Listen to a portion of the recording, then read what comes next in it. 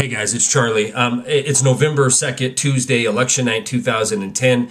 And just like corporate media has been telling us for months now, the Republicans are going to sweep in and take over majority of the House of Representatives, and more than likely the Democrats will hold on to the Senate.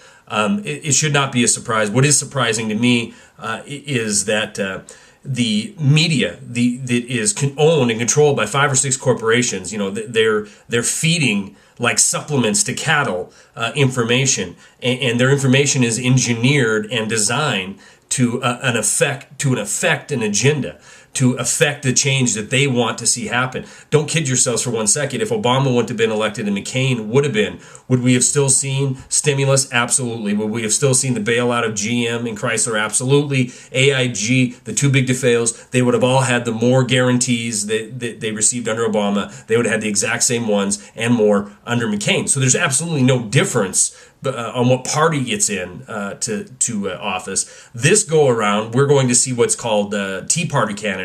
And, a lot of you are like me. You were involved in the first Tea Parties. And there's very, very little Tea Party remnant left, at least the original grassroots feeling of the Tea Party and the grassroots demands of the Tea Party left in these so-called Tea Party candidates now. They're nothing more than co-opted Republicans at this point in time. There might be 1 or 2 sprinkled out throughout the Senate or throughout the House of Representatives, or even governors for that matter, but not enough to affect any kind of real change in this country. We are going to get absolutely more of the same. And by that I mean we had 2 years of intensive, radical legislation being passed, more than in the history of this nation. We've had, trillions of dollars being spent in the name of saving this economy. None of it's worked because none of it was designed to work. It was designed to enrich a very select few, the same few who got us here. Now what's going to happen is we're going to have a mandate, quote unquote, by the American people to impose self-austerity in this country. So I have a word of warning. I have a word of warning to the people who listen to me who are on, tier 2 through 4 unemployment benefits.